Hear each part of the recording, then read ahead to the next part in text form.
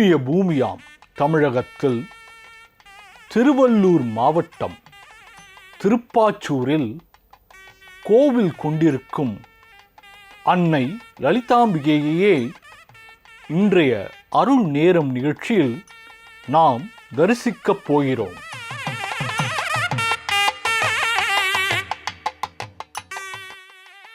நம் தமிழகத்தை பொறுத்தவரை சக்தி வழிபாடு என்பது மிக தொன்மையானது. நம் தமிழர் பாரம்பரியத்துடன் பின்னி பிணைந்தது சர்வலோக மாதாவான சக்தி தேவியின் வழிபாடு.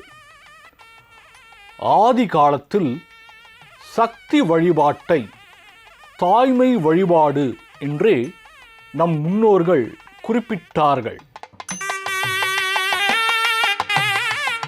எப்படி தாயானவள் தன் பிள்ளைகளை கருணையுடனும் கரிசனத்துடனும் கண்ணின் மணி போல காத்து வளர்க்கிறாளோ, அப்படி தன்னை நாடி வரும் பக்தர்களின் துயரினை துடைத்து பொன்னான வாழ்வளிக்கும் அற்புத தாயே அன்னை லலிதாம்பிகை.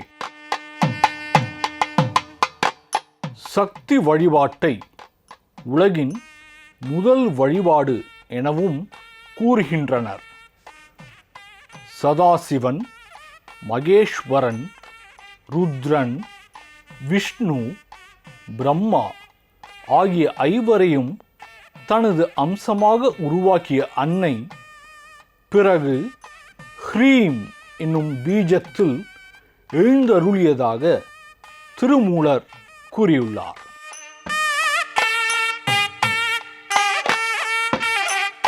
அன்னையை வணங்கி நாம் தொடங்கும் செயல்கள் யாவும் வெற்றியே பெறும். அவள் அருளை பெற்றவர்களுக்கு எந்த செயலிலும் எந்தவித இடர்பாடும் இடையூறும் எக்காலத்திலும் வராது. லோக மாதாவான அன்னை லலிதாம்பிகையை அணுதினமும் தூய மனதுடனும் திடமான நம்பிக்கையுடனும் மனதார வழிபட்டு வந்தாலே போதும். குடும்பத்தில் தடைப்பட்டிருந்த மங்கள காரியங்களையெல்லாம் நடத்தி தந்தருள்வாள். தீராத கடன் தொல்லையில் இருந்து நம்மை மீளச் செய்வாள். கணவன் மனைவி இடையே ஒற்றுமையையும் அன்பையும் அந்யோன்யத்தையும் பலப்படுத்தி சுகமான நல்வாழ்வை தந்தருள்வாள் லலிதாம்பிகை. உலகின் எல்லா பெண் தெய்வங்களும் சக்தி என்று அழைக்கப்படுகின்றனர். சக்தி இல்லையே சிவம் இல்லை என்று நம் இதிகாச புராணங்கள் கூறுகின்றன. சிவத்துக்கே சக்தியாக திகழ்பவள் பராசக்தி. உலகின் எல்லா ஆற்றலுக்கும் காரணகர்த்தாவாகவும் கிரியா ஊக்கியாகவும் இருந்து செயல்பட செய்யும் சக்தி பெண் தெய்வங்களுக்கு உண்டு. ஒவ்வொரு ஆண் மகனின் வெற்றிக்கு பின்னாலும் பெண்ணே இருக்கிறாள். எந்த ஒரு வீட்டில் பெண்கள் ஆராதிக்கப்படுகிறார்களோ அந்த வீடு தரித்திரங்கள் நீங்கி சுபிட்சம் பெறுகிறது. அங்கே அம்பாள் நித்திய வாசம் செய்கிறாள் என்று நம் சாஸ்திரங்கள் கூறுகின்றன. அதுபோல எந்த வீட்டில் பெண்ணானவள் கலங்குகிறாளோ அங்கே குடிக்கொள்ள சக்தியான அம்பிகை விரும்புவதில்லை என்பது நம் புராதன நம்பிக்கை.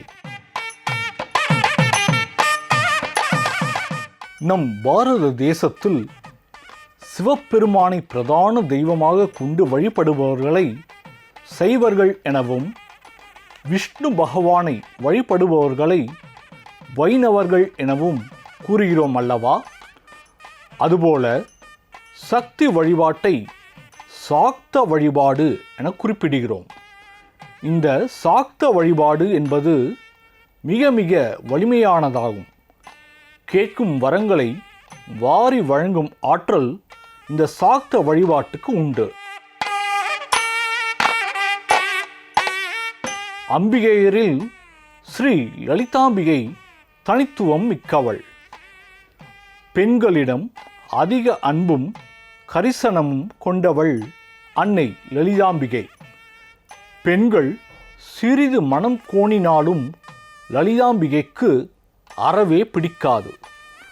அதனால்தான் எந்த தேவியருக்கும் இல்லாத தனி சிறப்பாக அன்னை அவள் பெயரிலேயே லலிதா சஹஸ்ரநாமம் என்னும் பொக்கிஷம் நமக்கு அருளப்பட்டுள்ளது.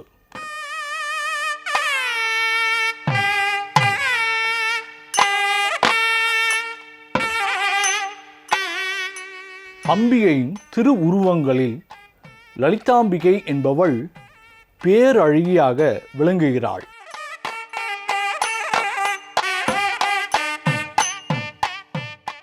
அவள் 1000 கோடி சூரிய பிரகாசத்தை கொண்ட கண்களை கொண்டு இவ்வுலகை பார்க்கிறாள் என ஒரு ஸ்லோகம் கூறுகிறது. லலிதாம்பிகையை எவரொருவர் கெட்டியாக பிடித்து கொண்டு அவளின் திருவடிகளை சரணடைந்து வணங்குகிறார்களோ அவர்களின் அனைத்து குறைகளையும் களைந்தெடுத்து சகல சௌபாக்கியங்களையும் வழங்கி காப்பாள் என்கிறார்கள் ஆச்சாரியர்கள்.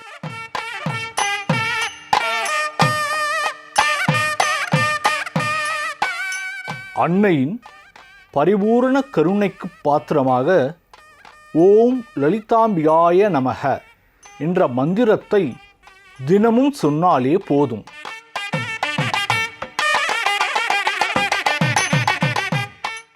இந்த ஒற்றை வரி மந்திரத்தை தினமும் குறைந்தது 108 முறை சொல்லி வீட்டில் விளக்கேற்றினால் வாழ்வில் சகல சௌபாக்கியங்களும் கிடைக்கும் என்கிறார்கள் ஆச்சாரிய பெருமக்கள்.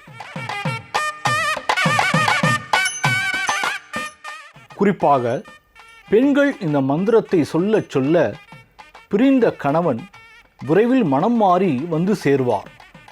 குடும்பத்தில் இதுவரை இருந்த அழுகையும் கவலையும் துடைக்கப்படும். இல்லத்தில் இருந்த தரித்திர நிலையை மாற்றி அருள்வாள் லலிதாம்பிகை.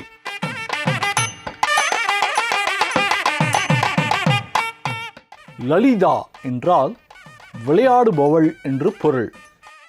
சிவபெருமானோடு பிரிக்க முடியாத ஆதி பரம்பொருள் இந்த லலிதா மகா திரிபுர சுந்தரி ஆவாள். ஆதியும் அந்தமுமான சிவபெருமானும் சக்தியும் ஒன்றிணைந்த வடிவமே லலிதாம்பிகை. இவளுக்கு மேலானதொரு தெய்வம் இல்லை என்கிறது நம் சாஸ்திரங்கள். ஸ்ரீ லலிதா சஹஸ்ர நாமத்தை எவரொருவர் தினமும் பாராயணம் செய்கிறார்களோ அவர்களுக்கு வாக்கு வன்மை கூடும், முகத்தில் தேஜஸ் பெருகும், தொல்லை கொடுத்து வந்த எதிரிகள் இருந்த இடம் தெரியாமல் காணாமல் போவார்கள். லலிதா சஹஸ்ர நாமம் என்பது அத்துணை வீரியமிக்க ஸ்லோகமாகும். அசுரர்களை அழிக்க அக்னி குண்டத்தில் அவதரித்தவள் அன்னை லலிதாம்பிகை. ஒரு சமயம் அசுரர்களின் இடையூறுகளையும் இன்னல்களையும் தாங்க முடியாமல் யாகம் வளர்த்து அம்பாளை மனமுருகி வேண்டினர் தேவர்கள். என்ன செய்தால் லலிதாம்பிகை வரவழைக்கலாம் என யோசித்த தேவர்கள் ஒரு கட்டத்தில் தங்களின் தேகத்தையே யாகத்தில் அர்ப்பணிக்க தயாரானார்கள். அப்பொழுது ஞானமாகிய அக்னி குண்டத்திலிருந்து அவதரித்தாள் லலிதா தேவி. 4 கைகளில் பாசம், அங்குசம், கரும்பு வில், மலர்கணைகள் ஆகியவற்றை ஏந்தி நல்லோருக்கு நன்னம்பிக்கையை அளிக்கும் விதமாக தோன்றினாள் அன்னை லலிதாம்பிகை.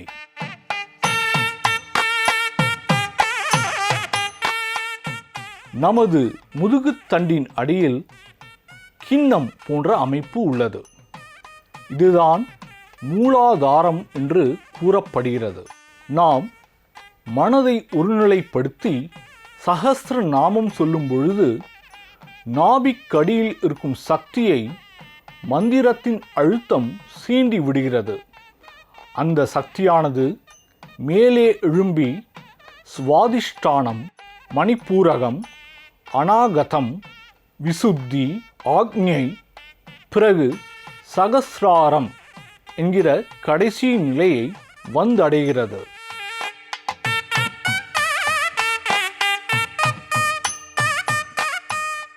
சகசிராரம் என்னும் சிகரத்தில்தான் சிவபெருமான் இருப்பதாக கூறப்படுகிறது. சகசிராரத்தில், அதாவது சிகரத்தில் கவிழ்ந்த நிலையில் உள்ள கிண்ணத்தில் அமிழ்தம் உள்ளது. கீழிருந்து எழும்பிய சக்தி சிகரத்தில் உள்ள சிவனோடு சேரும்பொழுது கவிழ்ந்த நிலையில் உள்ள கிண்ணத்திலிருந்து அமிழ்தம் கொட்டுவதாக அறியப்படுகிறது. அப்பொழுது அவள் சிவசக்தி ஸ்வரூபிணியாகவே நமக்கு காட்சி கொடுப்பாள் என்று கூறப்படுகிறது.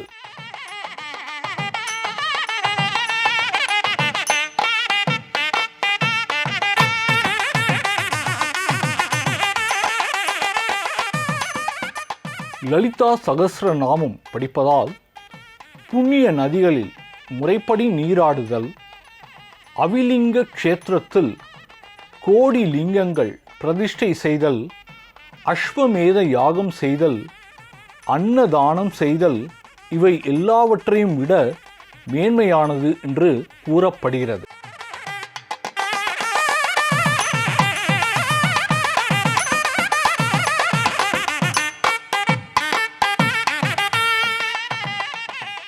நாமும் அன்னை லலிதாம்பிகையை வழிபட்டு தினம்தோறும் லலிதா சகஸ்ர நாமத்தை பாராயணம் செய்து அன்னை அவளின் பரிபூரண அருளுக்கு பாத்திரமாவோம்.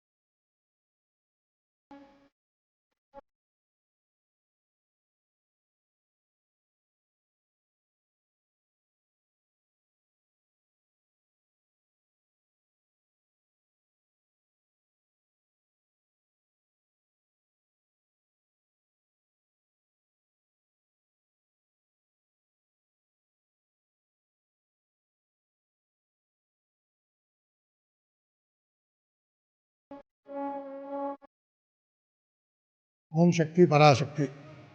இந்த உலகத்தையெல்லாம் காக்கின்ற ஆதிபராசக்தி அபிராமி பட்டர் மூலமாக இந்த உலகத்திற்கு நமக்கு அபிராமி அந்தாதி கொடுத்தார்.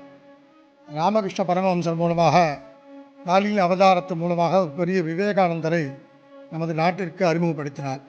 பரமஹம்ச பூஜ்யமாக இருக்கக்கூடிய ஆதிபராசக்தி ரமணராகவும் காஞ்சியில் மகா பெரியவராகவும் இப்படி இந்த உலகத்தை காக்கின்ற பொருள் தனக்கு வேண்டிய ஒரு மனித ஜீவனாக இருக்கக்கூடிய மனித பிறவி எடுத்திருக்கக்கூடிய அந்த மனிதன் மூலமாக பேசுவதை தான் நாம் சத்தியம் என்கிறோம். இந்த சத்தியம் எங்கேருந்து வருகிறது என்றால் மனிதர்கள் உண்மை நிலையிலிருந்து வருகிறது. இந்த உலகம் எதை விரும்புகிறது என்றால் சத்தியத்தை விரும்புகிறது. சத்தியம் யார் என்றால் தூய்மை. தூய்மை என்றால் தூய்மையான மனசு. இது எங்கே இருக்கோ அந்த இடத்துல அம்பாள் இருக்கா.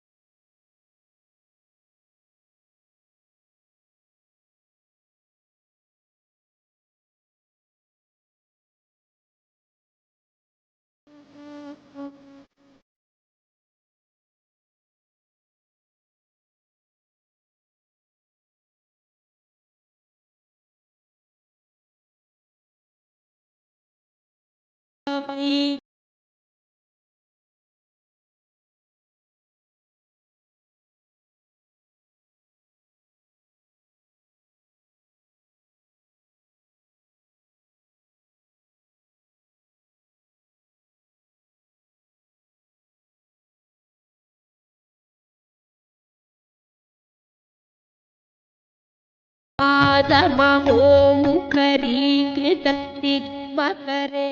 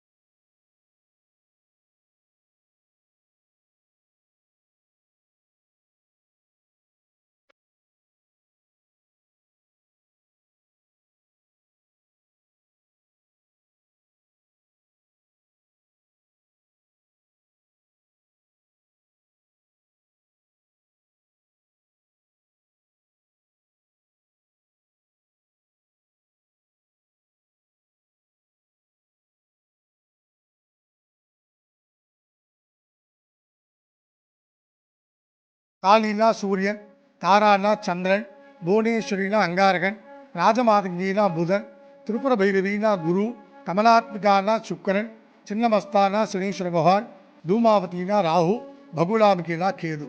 இப்படி நவகிரகங்கள் தான் இந்த உலகத்தை ஆளுகிறது. இப்போ உங்களுக்கு புரிகிற மாதிரி சொல்லணும்னா, இந்த பூலோகத்தில் நம்ம ரோட்டில் நேராக போகிறச்ச நம்ம போலீஸ்காரன் நம்மளை பிடிக்கிறது இல்லை. அதே ரோட்டில் நோ என்ட்ரியாக வரும்போது போலீஸ்காரை பிடிச்சி நமக்கு ஒரு ரசீதி போடுறா, நம்ம நேராக கோர்ட்டுக்கு போகிறோம். அந்த மாதிரி நவகிரகங்கள் தான் இந்த பூலோகத்தில் சாட்சி. நவகிரகம் அப்படின்னு சொன்னால் ஜாதகம்.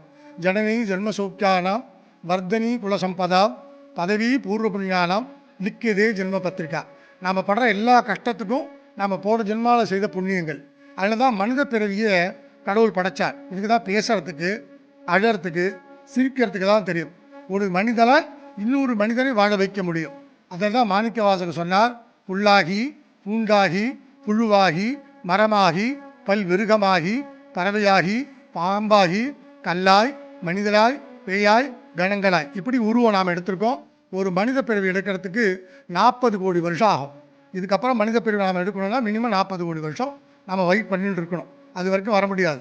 எப்படி சொல்கிறோன்னா, ஒரு மரத்தில் பறவை இருக்குது, நல்ல வெயில் அடிக்கிறது அங்கேயும் உட்காந்துருக்கு, நல்ல மழை பெய்யுறது அங்கேயே உட்காந்துருக்கு, நல்ல புயல் அடிக்கிறது அங்கேயே உட்காந்துருக்கு. ஆனால் அங்கேருந்து ஆரம்பிக்கிறார் இறைவன்.